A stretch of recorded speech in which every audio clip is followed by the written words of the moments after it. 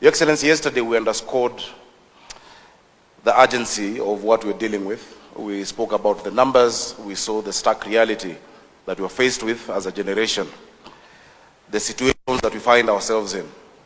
We spoke about the fact that a lot of the challenges we're dealing with may not have been caused by ourselves. You know, we may not be the generation that polluted the rivers. We may not be the generation that caused informal settlements. But we agreed that the imperative ahead of us needs a certain kind of leadership. It needs bold leadership. It needs committed leadership. It needs proper planning. And it needs leaders who care.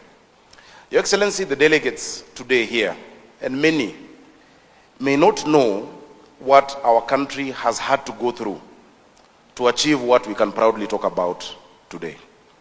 Ladies and gentlemen, one of the boldest, bravest leaders who will go down in history as having set the tone for the urban future of this country is President William Samoei Ruto.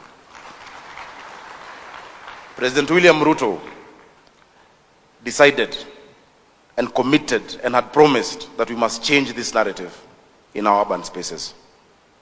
He was vilified, his politics was threatened, there were demonstrations, there were almost riots. People said that that is the end of his career. But President William Ruto said that if you want to lead the orchestra, you must turn your back on the crowd and you must do what needs to be done. President William Ruto, on behalf of the people of Nairobi, we thank you because we are giving dignity to people. We are giving real dignity to families, to women, to children, hope, even increasing their self-esteem. I want to tell you something, that is the kind of leadership that we require from all of us in all our countries. If we have 40 out of the 54 African countries represented here, with that same level of tenacity and focus, we can actually change the tide. What President Ruto did, because people asked him, don't you have a house yourself? Why are you thinking about those who don't have a house? Previous administrations had attempted to do this. And when there was a little whiff of resistance, their tails went in between their legs and said, oh, let's leave it. You have a house. Let's take care of our other issues that are less politically, risky.